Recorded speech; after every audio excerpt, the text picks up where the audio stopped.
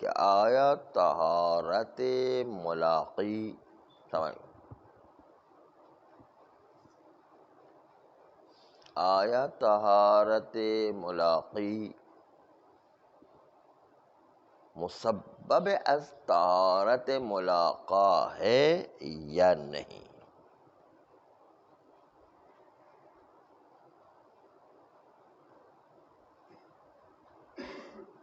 یعنی یہ شبہ مبتنی ہے اس مقدمے پر کہ طہارت ملاقی مترتب بر طہارت ملاقا و مسبب از طہارت ملاقا و معلول از طہارت ملاقا ہو۔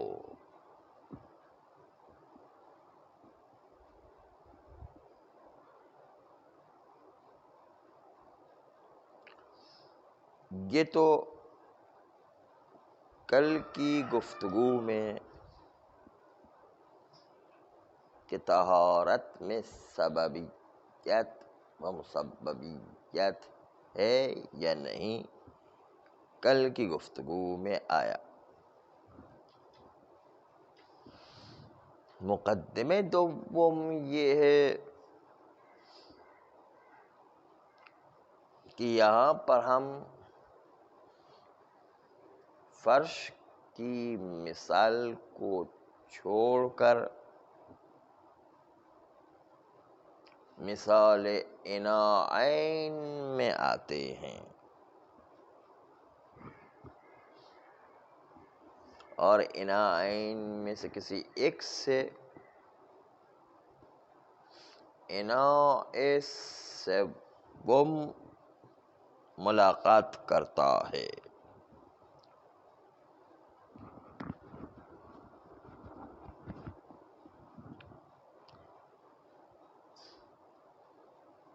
مثال کو اس شبہے کے لیے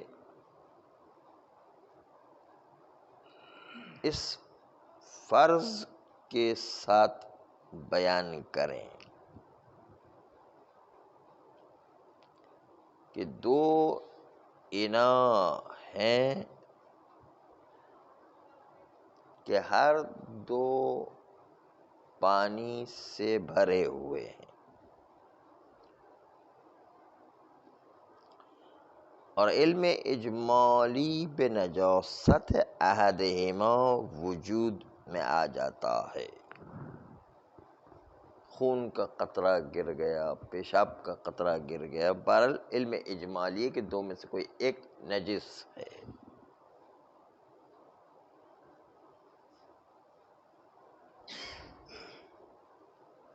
علم اجمالی کے بعد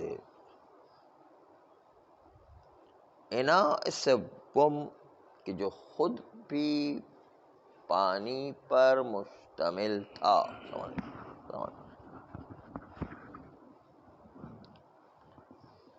اناء سوم جو پانی پر مشتمل تھا، احد اناءین سے ملاقات کرتا ہے۔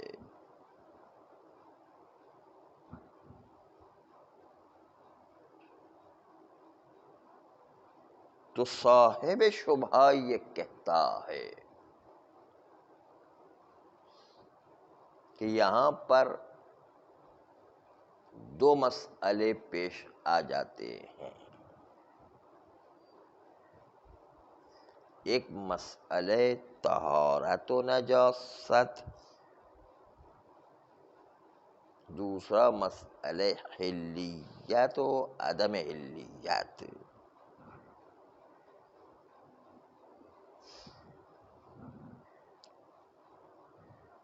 ایک بحث یہ ہے کہ آیا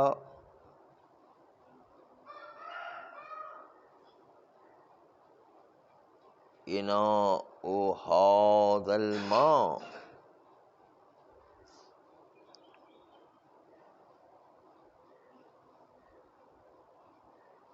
کہ الواقع فی الاناء طاہر ام نجس، کہ پانی جو برتن میں ہے وہ پاک ہے یا نجس. یعنی برتن سوم میں جو پانی ہے وہ برتن کا پانی پاک ہے ملاقات کے باوجود یا اب نجس ہو گیا ہے. یہ ایک مسئلہ. دوسرا مسئلہ یہ ہے کہ اناء سوم میں آیا جو پانی موجود ہے اس کا پینا حلال ہے یا حلال نہیں ہے. یہ دوسرا مسئلہ جو ہے یہاں پر پیدا ہوتا ہے، حلال و عدم حلال. بس دو مسئلے ہیں، طہارت و نجاست، حلیت و حرمت.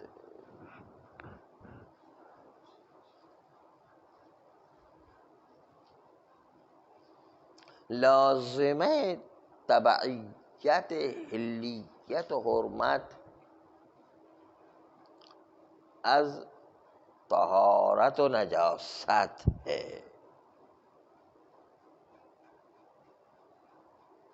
یعنی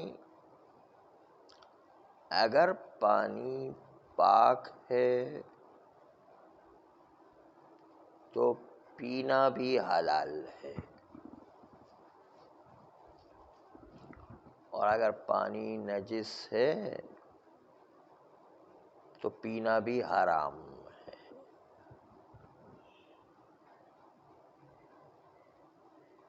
تو مقدمے دوم اس شبہے کا یہ ہے کہ جس طرح طہارت ملاقی مسبب از طہارت ملاقا ہے،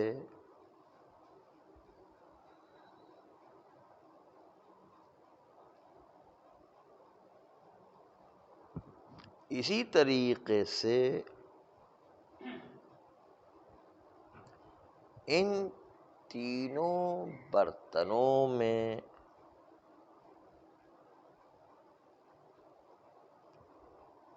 جو اناء سوم ہے آیا اس کی حلیت مسبب از طہارت خود سوم ہے، یعنی برتن سوم پاک ہے، اسی سوم کے پاک سے منشا بنتا ہے کہ اس پانی کو پیا جا سکے. خود اسی برتن کی طہارت اسی کے لیے حلیت کا سبب ہے. کہیں گے حلیت سوم مسبب از طہارت سوم ہے.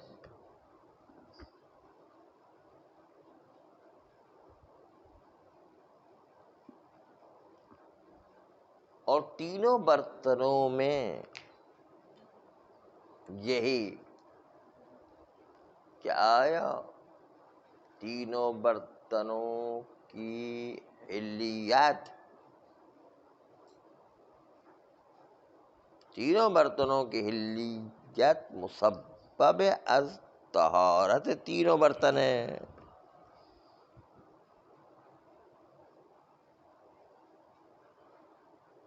یعنی نسبت پہ اناء یمین اول حتماً مسئلے طہارت و نجاست کو روشن کیا جائے. اس مسئلے کے واضح ہونے کے بعد کہ نجاست و طہارت واضح ہو جائے اس کے بالکل پیچھے سمجھ مسئلہ حلیت و حرمت آیا کرتی ہے. بحساب ان کے اگر یہ پانی نجس ہے تو لا یحل شربہ، تو اس کا پینا حلال نہیں ہے. اما اگر یہ پانی پاک ہے، طاہر ہے، تو یحل شربہ. بس ان اناعات ثلاثہ میں ہر ایک مسئلہ رکھتا ہے بناؤ میں حلیت و حرمت، اور یہ حلیت و حرمت معلول نجاست و طہارت ہے. اگر یہ اناء اس کا پانی نجس ہے تو لا یحل شربہ، اگر پاک ہے تو یحل شربہ. پس در حقیقت اس جگہ پر دو سببیت و مسببیت ہے. ایک سببیت و مسببیت طہارت ملاقی و ملاقا ہے کہ طہارت ملاقی مسبب از طہارت ملاقا ہو، یہ ایک سببیت.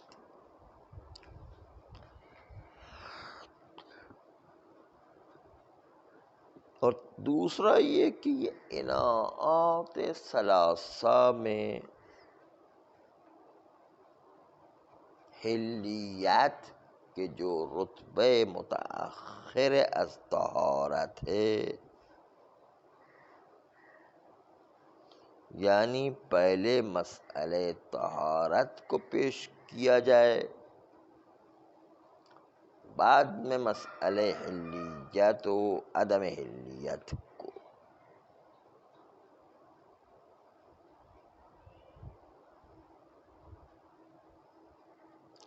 بتوجہ ان دو مقدمات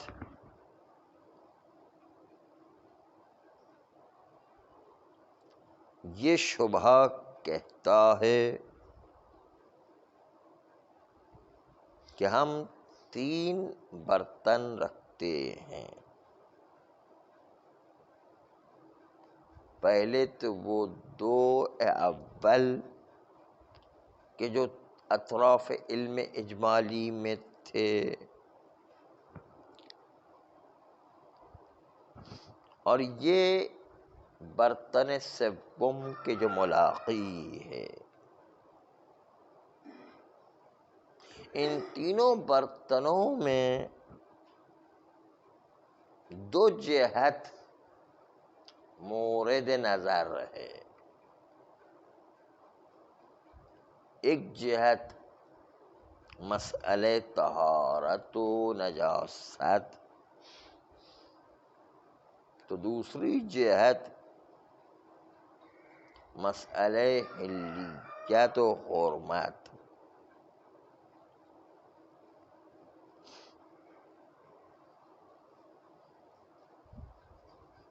ہمیں چاہیے کہ ہر ایک کا حساب کریں اور اس کے بعد نتیجہ نکالیں کہ کیا نتیجہ پیش آتا ہے.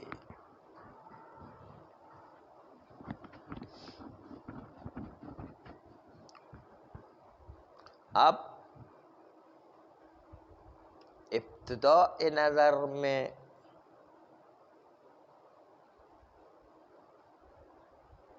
جب ملاحظہ کریں گے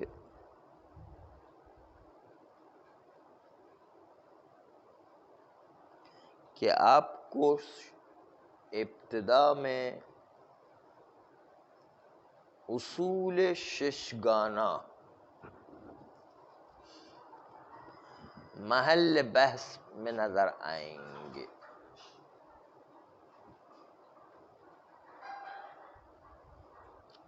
صاحب شبہہ یہ کہتا ہے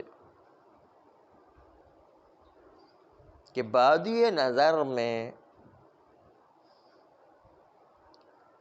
قبل از اس کے کہ صحیح محاسبہ کیا جائے، قبل از اس کے کہ تقدم و تأخر کو آپس میں ملائیں، 6 اصل یہاں پر وجود رکھتی ہے. اس لیے کہ 3 برتن ہیں اور تینوں برتنوں میں ایک اصل بنام اصالت الطہارت جاری ہے اور دوسرا اصل اصالت الحلیات، وہ بھی تینوں برتنوں میں جاری ہے. تو 3 و 3 مل کر 6 اصل 3 برتنوں میں جاری ہے.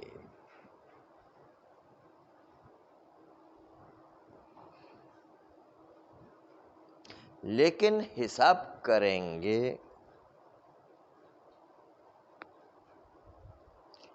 کہ مسئلہ علم اجمالی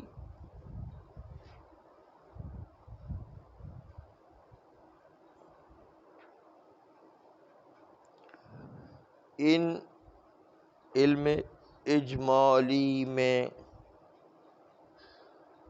جب آپس میں اصول ششگانہ میں تعارض ہوتا ہے تو کیا تعارض کے بعد ہمارے لیے کوئی چیز باقی رہتی ہے یا کوئی چیز تعارض کے نتیجے میں باقی ہی نہیں رہتی؟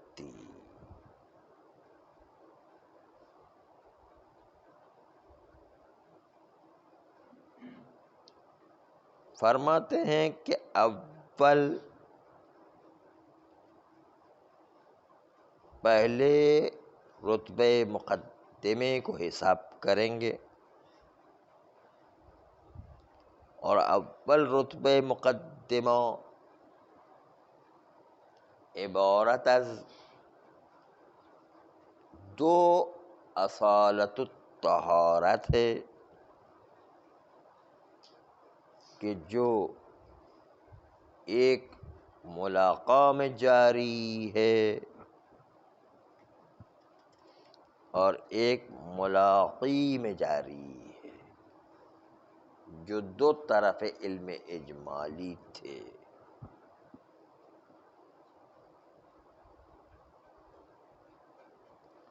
جس کو ہم تعبیر کرتے تھے اناء یمین و اناء یسار طرف علم اجمالی.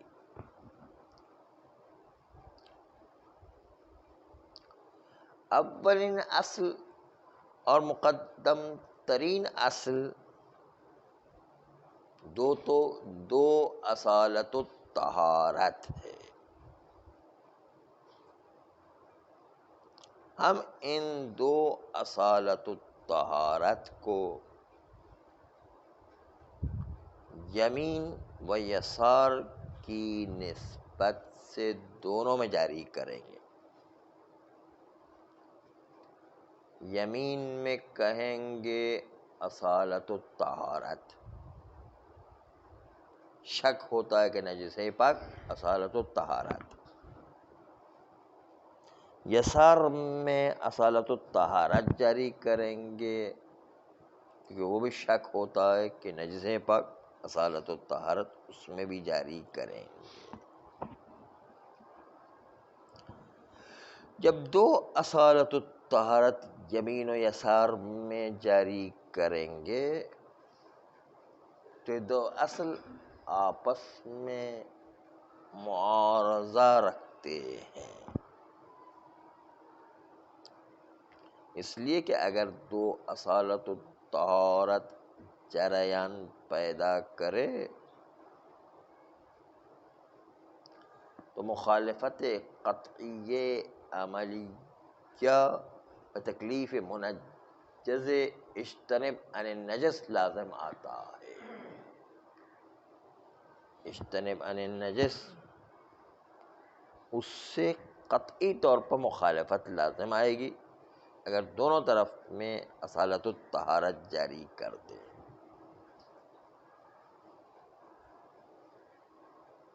یہ تو اس مبنا کے مطابق جو کہتے ہیں کہ مخالفت قطعیہ نہیں ہونا چاہیے،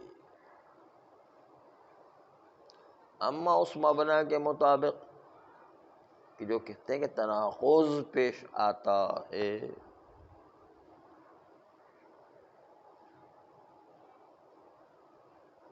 تناقض والے نظریے کے مطابق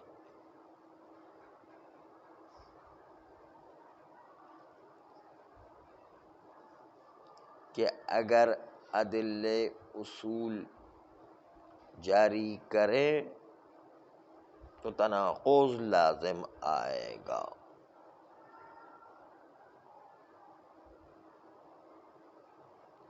اس لیے کہ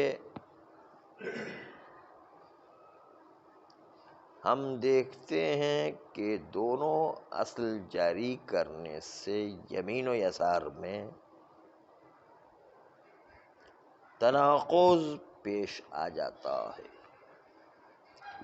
اصالت الطہارت علم اجمالی کے مورد میں اگر یمین میں جاری کریں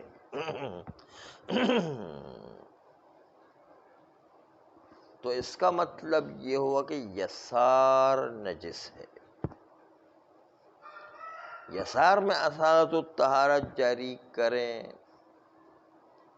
تو اس کا لازمہ یہ ہے علم اجمالی میں کہ یمین نجس ہے۔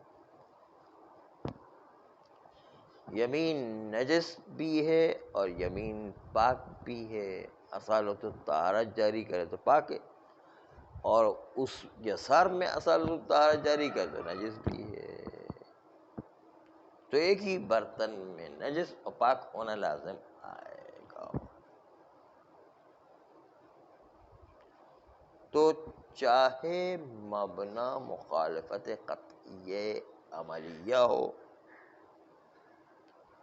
چاہے مبنی تناقض ہو،